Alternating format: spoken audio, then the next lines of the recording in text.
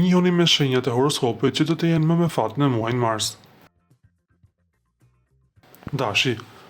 me Venusin në retrograd dhe Mërkurin në shenjën tuaj nga data 3 e muajit, e cila gjithashtu do ta ndjek, dikush do të thoshte se ndoshta nuk jeni nga ata që do të jenë të lumtur në mars nëse i përkisni 10 ditësh të parë. Megjithatë, ata mund të mos ju lejojnë të jesin përpara me pushtime të reja, por kjo nuk do të thotë se nuk do të jeni në gjendje të gjeni zgjidhje, të zgjidhni çështjet në pritje dhe madje të arrini qëllime romantike ose financiare që keni ndjekur prej kohësh. Për më tepër, nëse një histori dashurie ju dështoi, është kohë e dur për t'i rikthyer dhe për të bërë fitues dhe fituesi trofeut.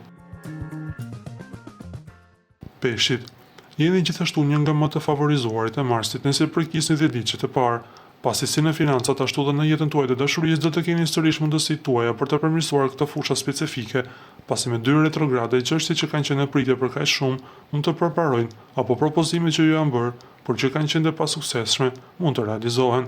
Nga ana tjetër, edhe ju do të jeni më këmbëngulës këtë herë, do të jeni më këmbëngulës dhe më luftarak, pasi thellë në vetvete ndjeni se nuk keni hapësirë ta lini kohën të shkojë pa u shfrytzuar, dhe duke qenë se ju jepet mundësia për të marrë atë që dëshironi për herë të dytë, do të ishte turp që atë shkojë dëm.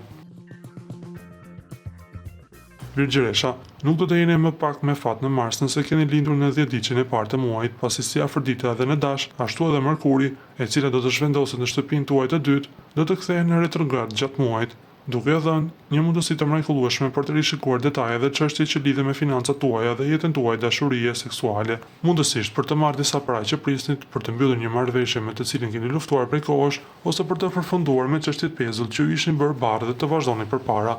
Gjatë kësaj kohe mund të keni edhe një rikthim, i cili do t'ju jap mundësinë të shfaqsoheni. Shigjetari, i katërti është viti kur mbyllni dekadën e parë dhe nëse keni qenë me nxitim për të ecur përpara me jetën tuaj të dashurisë në të kaluarën ose një zgjedhje që keni bërë nuk ishte e duhura, do të keni mundësinë ta rishikoni për të parë nëse ishte e duhura për ju.